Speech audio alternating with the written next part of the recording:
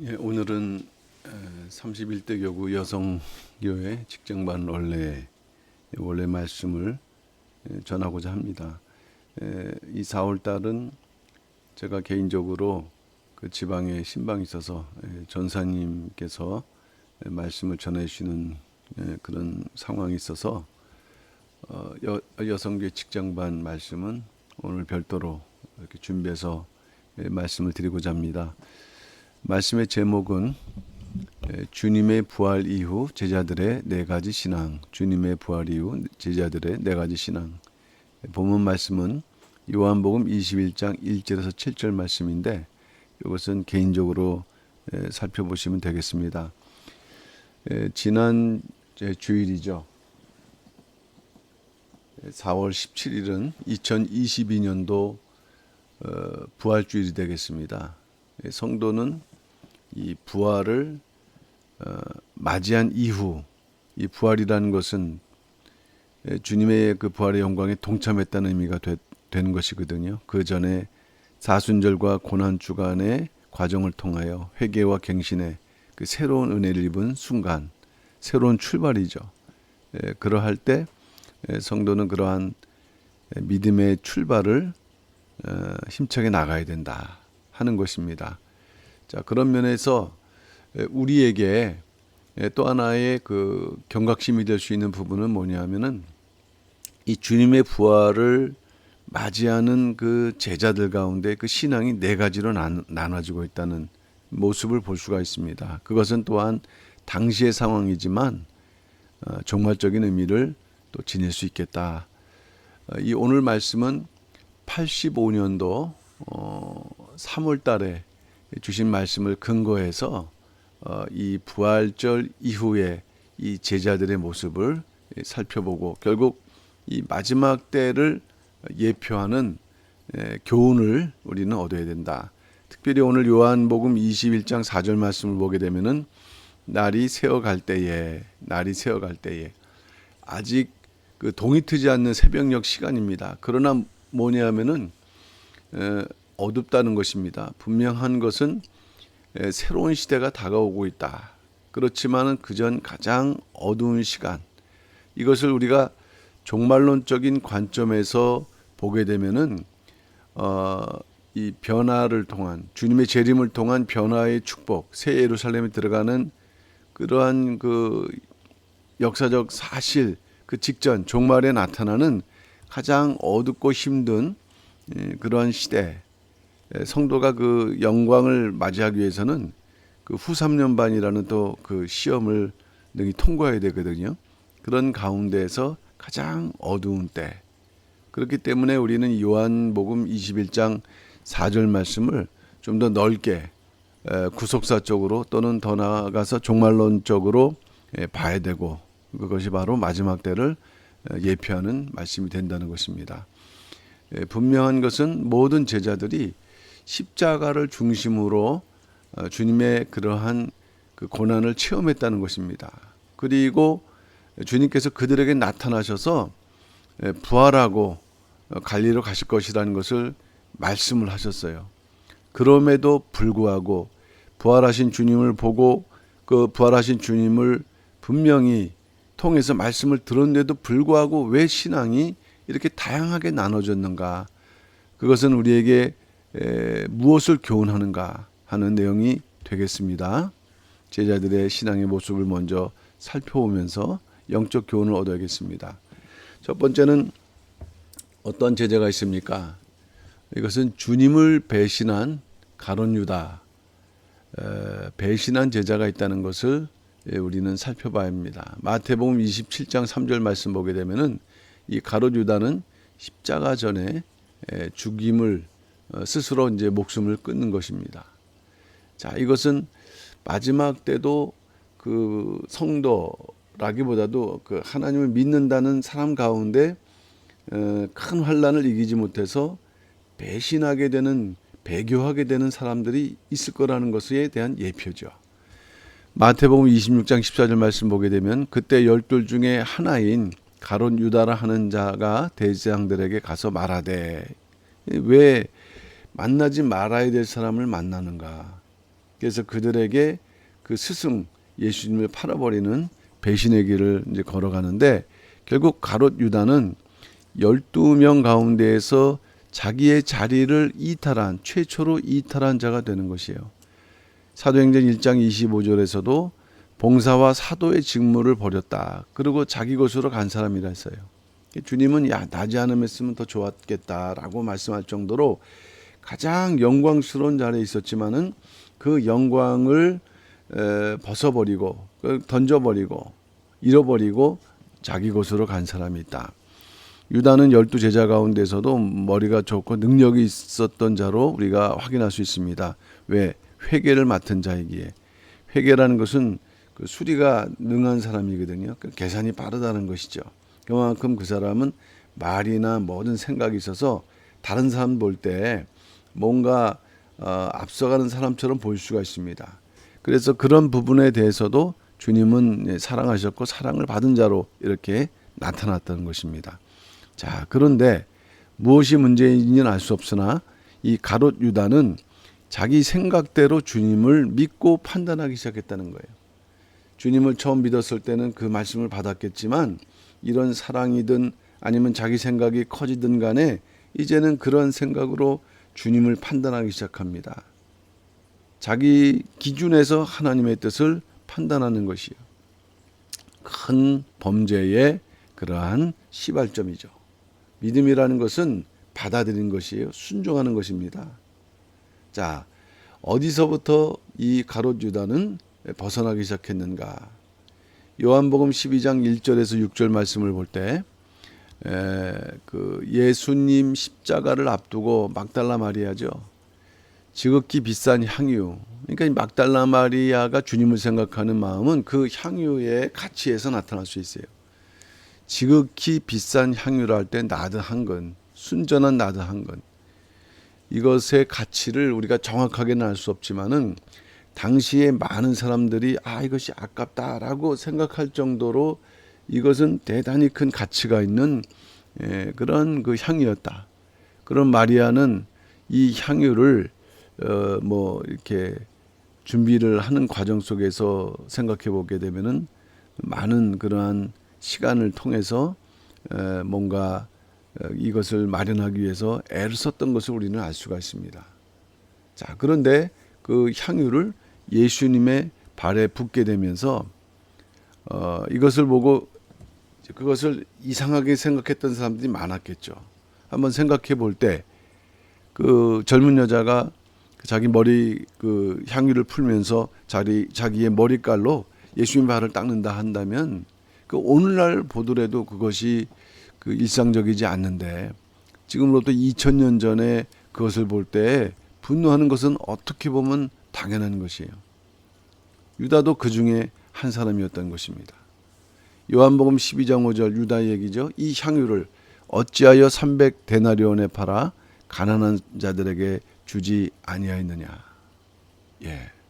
그러니까 이러한 얘기의 그 배경 속에는 사실은 가난한 사람을 그 위하는 것처럼 얘기를 하지만 그러나 실제로는 이 향유에 대한 그 욕심, 이것을 돈으로 바꿔서 그것을 이제 주님께 갖고 오게 되면 그것은 또 자기가 담당할 수 있는 금액이라는 그런 배경이 담겨져 있는 것입니다. 그러나 어떻게 보게 되면은 이것도 하나의 방편이죠. 이미 이 유다는 주님을 3년 쫓아다니면서 자기의 생각으로 주님의 일을 판단하면서 뭔가 자기의 생각과 다르다. 그러니까 기준이 자기라는 것이에요. 마가복음 14장 1절 10절 말씀 보면은 이 일이 유다가 예수를 팔기로 작정한 일의 결정적인 일이라고 했거든요. 그러니까 여러 가지 문제가 있을 수 있겠지만은 어쨌든 유다는 회계, 돈을 맞는 회계라는 입장에서 생각할 때 이 그 막달라 마리아가 향유를 파는 문제는 분명히 돈과 연결되어 있었지만은 그러나 그 이전부터 그는 자기 생각을 기준으로 판단했다. 예수님의 길을 따라가야 되는데 자기 생각과 예수님의 길이 달라진 것을 보면서 이제 예수님 자기를 배신했다라는 생각을 했지만 실제로는 객관적으로 볼 때 주님을 배신한 게 가룟 유다지 주님이 가룟 유다를 배신한 게 아니거든요. 그래서 요한복음 13장 2절 말씀 보게 되면은 마귀가 벌써 시몬의 아들 가룟 유다의 마음에 예수를 팔려는 생각을 넣었더니라고 이제 기록을 하고 있는데, 이런 빌미가 있다 보니까는 사단이 역사한 것입니다. 이 틈이라도 주지 말라고 했는데 이 틈 속에 유다에게 예수님을 갖다가 팔아버리는. 그러니까 네 제자 중에 하나의 제자인데 이것은 마지막 때 뭔가 신앙생활을 하면서도 한다고 하지만 자기의 기준으로 보다가 하나님의 뜻을 오해하거나 인간적인 생각으로 판단해서 결국 자기의 길로 가는 배교의 길이 있다는 것을 예표한다고 할 수 있겠습니다. 예수님께서는 이러한 경우를 씨 뿌리는 마태복음 13장 비유에서 말씀했는데, 아무나 천국 말씀을 듣고 깨닫지 못할 때는 악한 자가 와서 그 마음에 뿌리운 것을 빼앗나니 이는 곧 길가에 뿌리운 자요라고 말씀했습니다. 그러니까 네 가지 밭 가운데 첫 번째 등장하는 길가에 뿌리운 자죠. 길가에 뿌리운 자. 말씀을 듣고 그런데 깨닫지 못해. 왜? 자기의 생각이 너무 강하기 때문에. 그리고 사단이 역사했습니다. 악한 자. 그러니까 일반적으로 길가는 길보다는 좀 다르겠지만은 그 근절에 있기 때문에 여전히 사람들이 밟고 다닐 수 있다. 그러다 보게 되면은 다른 곳에 비해서 단단해질 수 있다는 것입니다. 그러니까 이것은 씨를 뿌릴 수 없는 땅이에요. 뿌리를 내릴 수 없습니다. 결국 이것은 자기 생각이 강하고 마음이 완고한 신앙 상태를 보여주고, 이러한 종류의 사람들은 말씀을 들어도 마음으로 받지 못한다.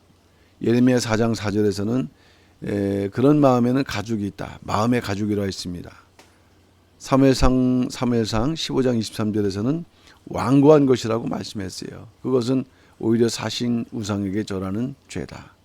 우리 삶 속에 완고한 것이 나타나지 않도록, 이 신앙이라는 것은 겸손해야 되는데 이 완고한 것, 물론 자기 소신과 완고한 것은 차이가 있겠죠.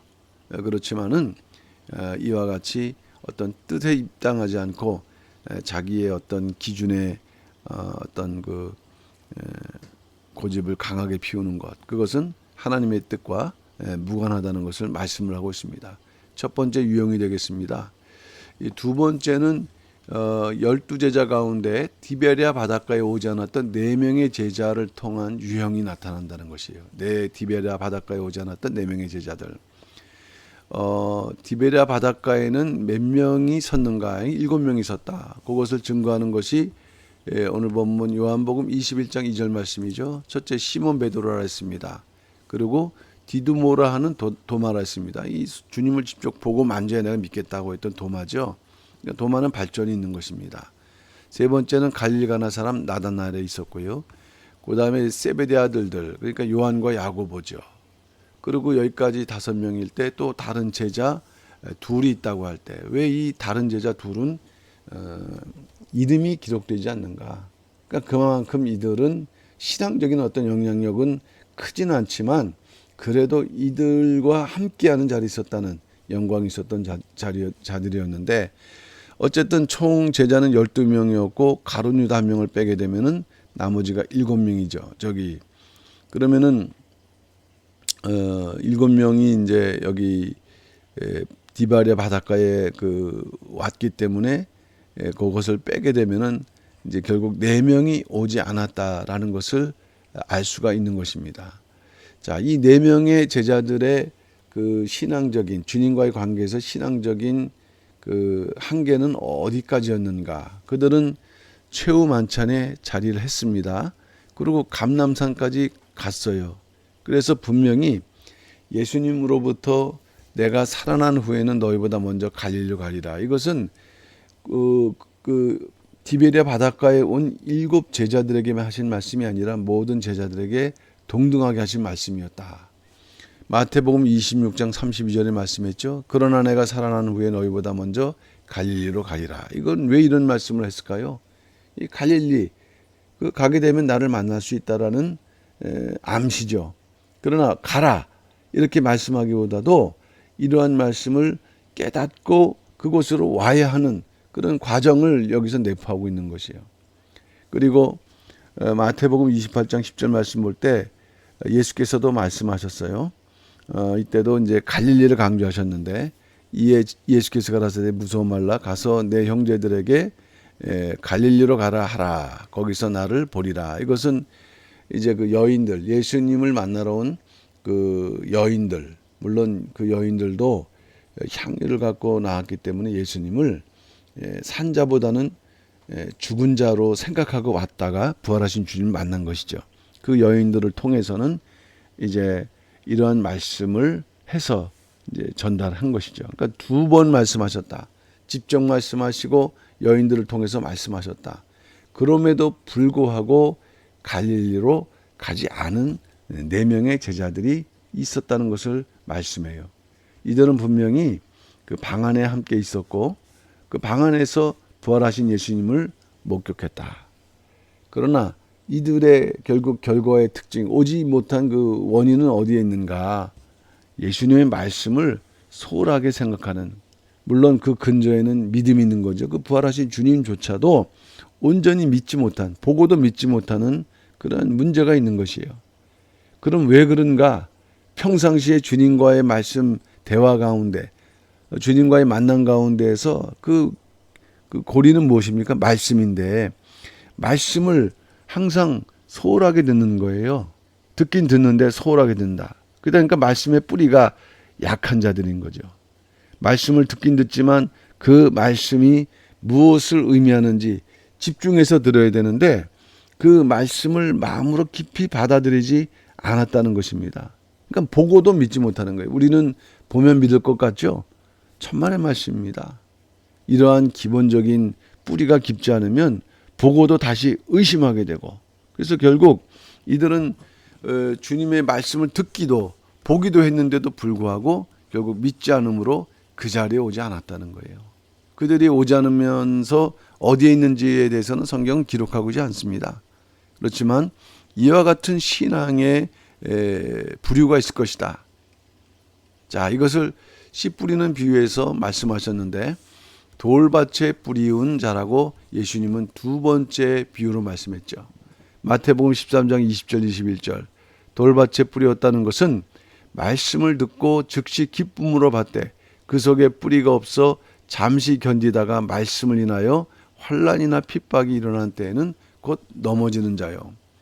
자, 말씀을 들을 수 있는 뭔가 귀가 있습니다. 그러니까 말씀을 들을 때 좋구나 기쁨으로 받아요.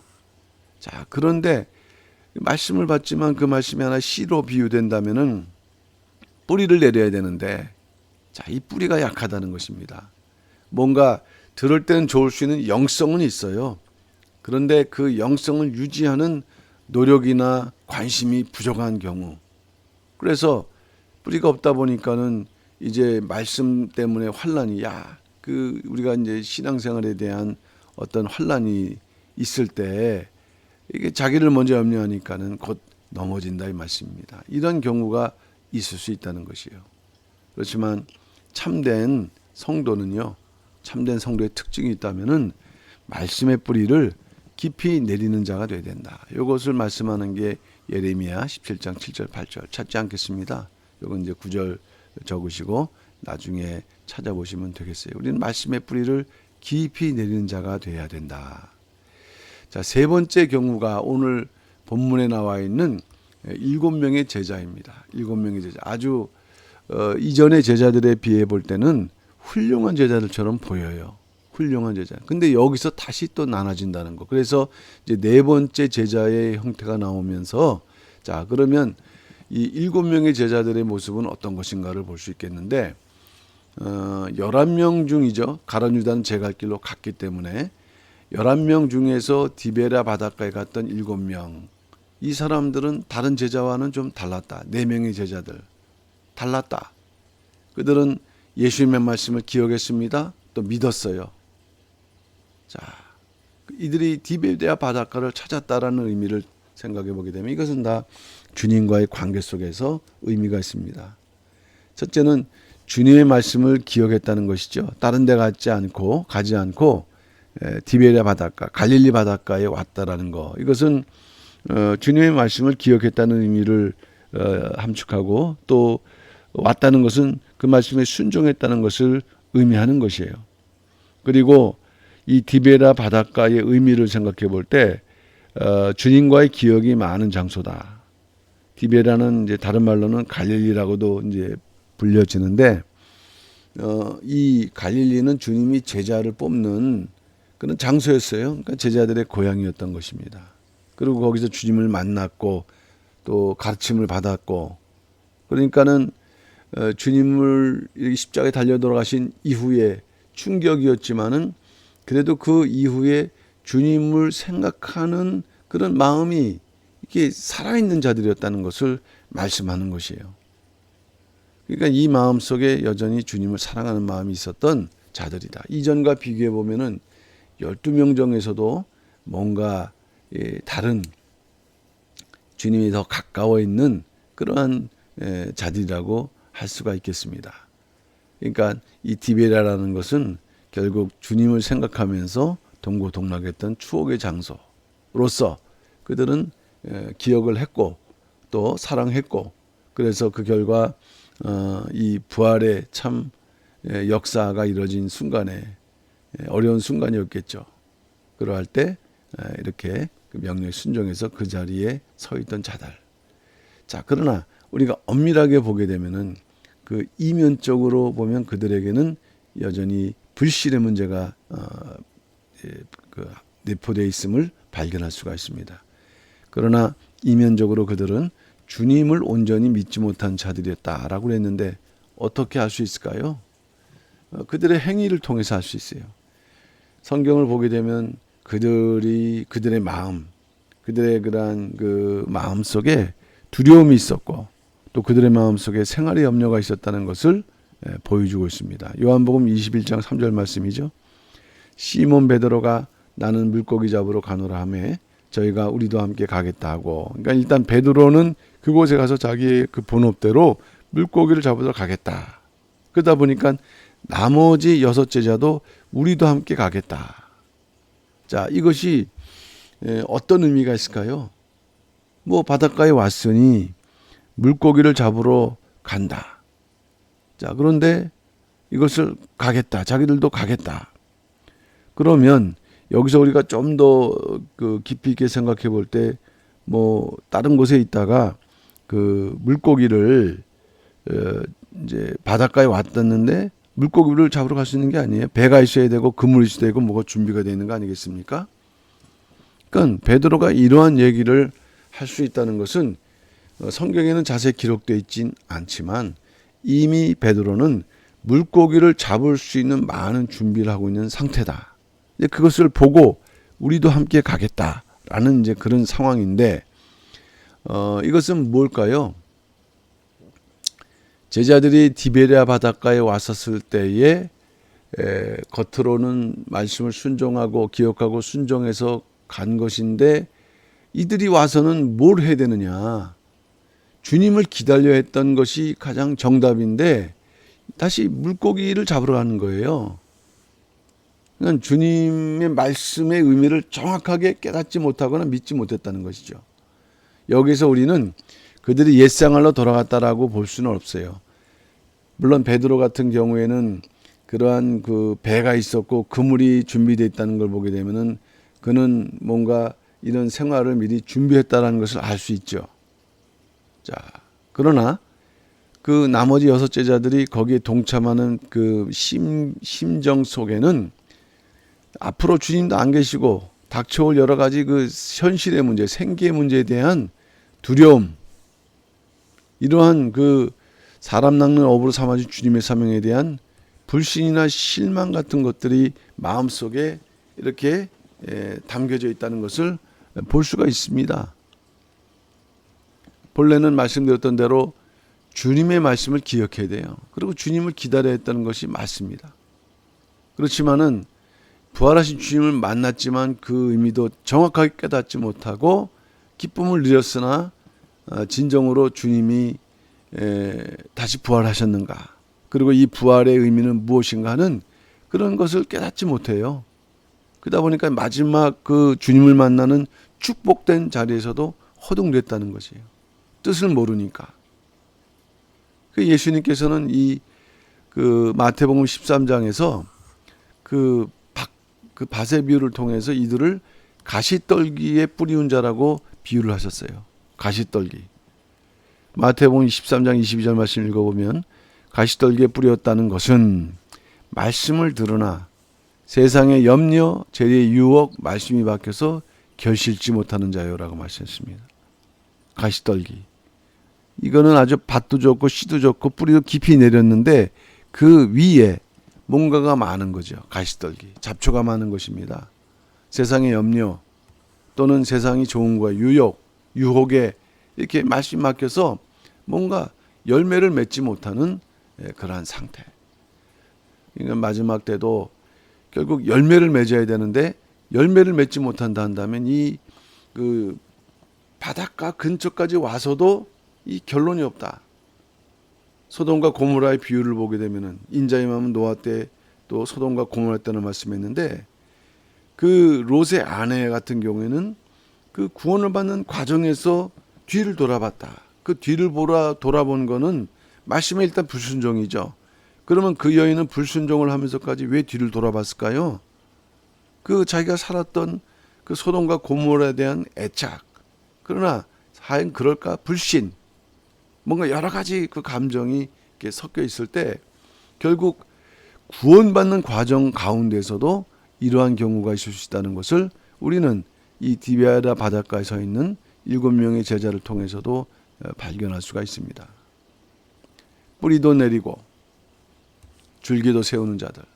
그러나 세상의 염려와 재리의 유혹을 이기지 못하고 결국 결실이 안 되면 그 나라 들어갈 수가 없어요. 말씀을 듣고 좋아해요. 하나님의 구속 경륜도 깊이 깨닫습니다. 그렇지만은 결실이 없다. 그런데 문제는 결실이 없으면 입만 무성하면은 하나님 나라와 결국 관련이 없는 자가 된다. 마태복음 21장 43절 말씀이죠.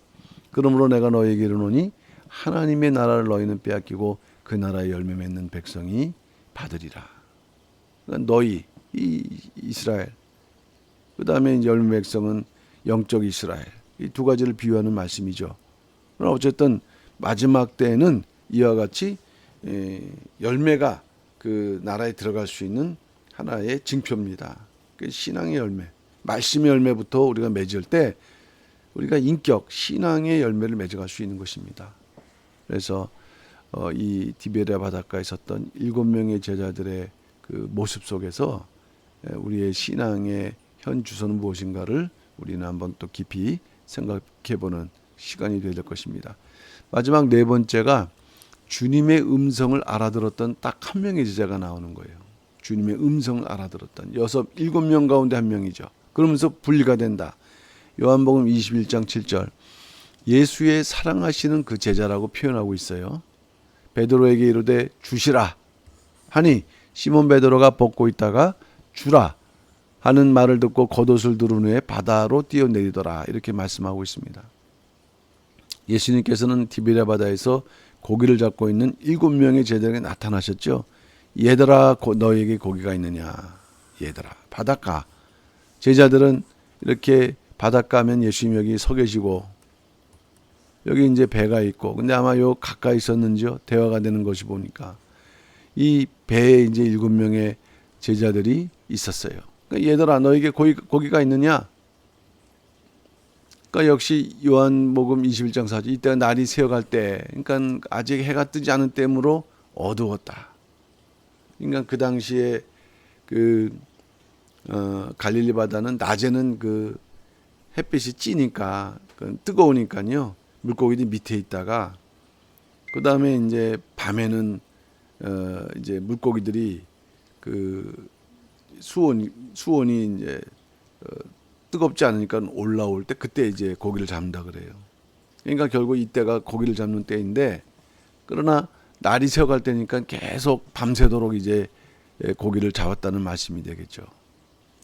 여전히 이것은 어두웠던 때를 말씀하고 있는데 어두워서 주님의 모습 알아볼 수 없었다라고 얘기를 할 수 있겠어요. 그렇지만 성경은 영적인 말씀하는 것이다. 제자들의 영적 상태가 어두웠다.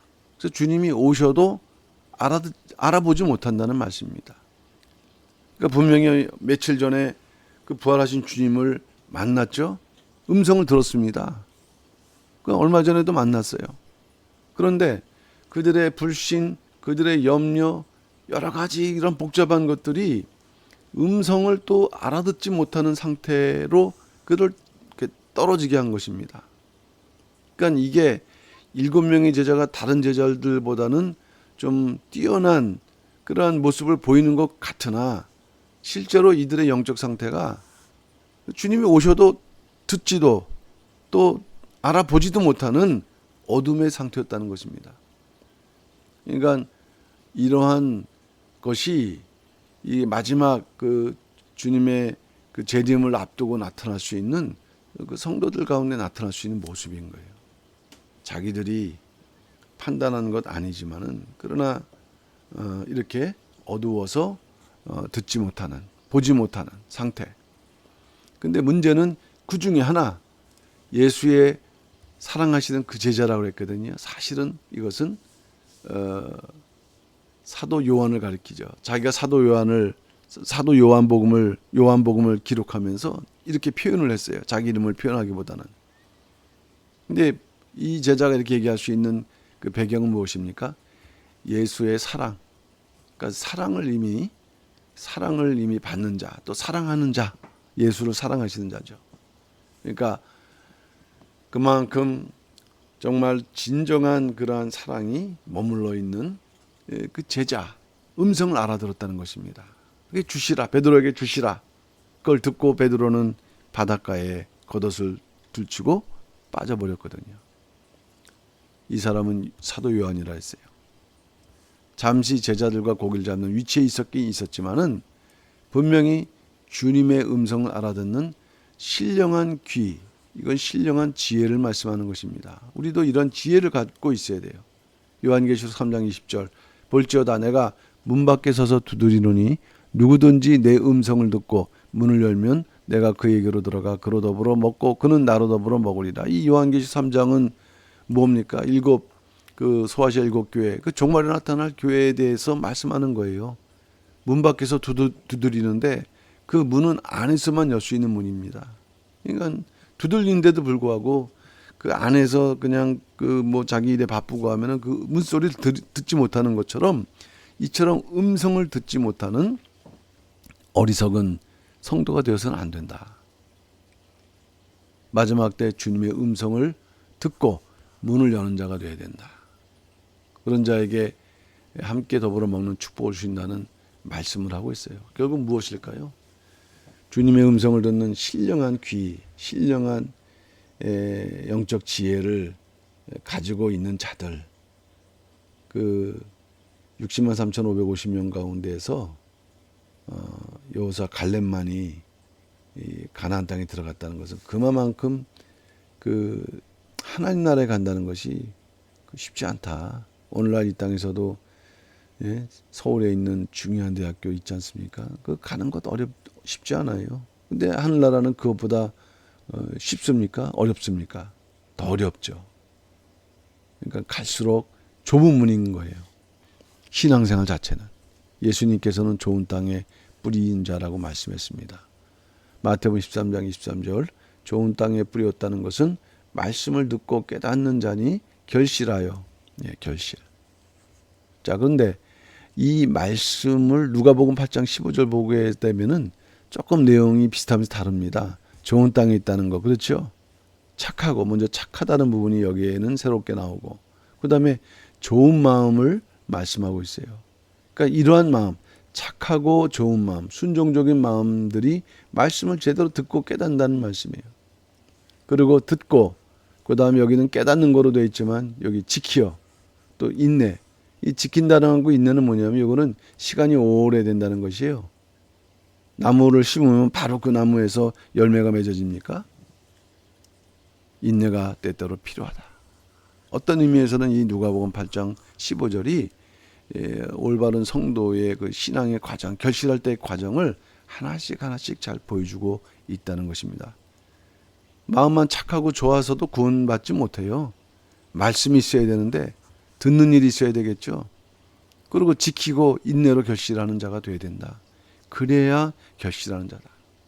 때때로는 이 듣고 여기서 이제 그냥 머물러 있는 그 상대방을 이 자기의 듣는 거로만 판단하는 경우도 있는데 발전 없습니다. 결실할 수가 없어요.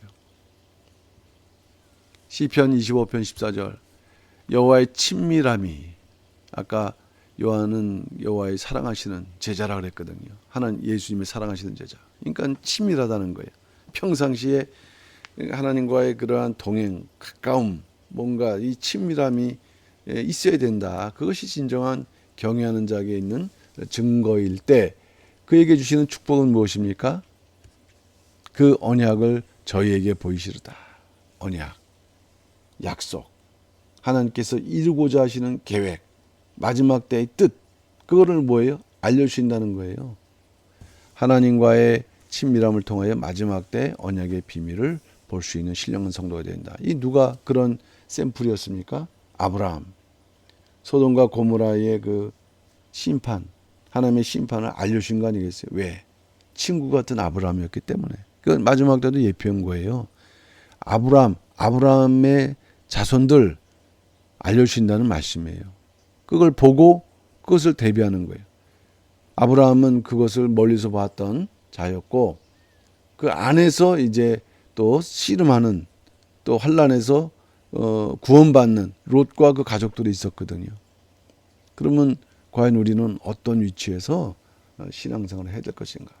그러니까 미리 이렇듯 어렵고 힘든 과정을 잘 겪으면서 하나님의 친밀함을 이루는 성도가 될 때 하나님께서는 이와 같이 미리 보여주시고 그 길을 걸어가시면서 승리하게 하신다.